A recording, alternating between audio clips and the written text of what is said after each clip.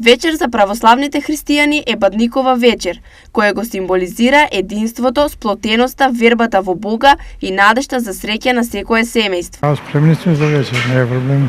Подготвени сме, сега припремани се сето тоа. Една од најголемите символики на Бадниковата вечер е и кршењето на лепчето со паричка и очекувањето на семејната и индивидуалната среќа. Според традицијата, паричката може да се падне во било кој член од семејството, но и во делот кој што се однесува на куќата и Господа.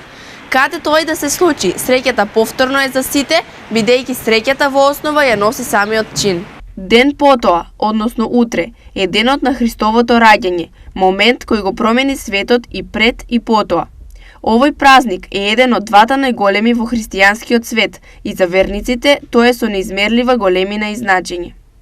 Тој дојде и се роди заради нас во Витлеем, за ние да бидеме приведени кон него, да му се поклониме како што и тројцата мудреци му се поклонија на Спасителот, па така и ние секогаш да му се поклонуваме на неговото светораѓање, на него, на Бога, како Бог на второто лице кој дојде во тело и прими човечки лик да биде заедно со нас.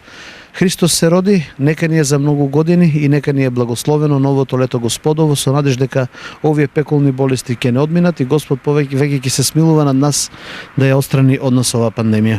Нека е за многу години.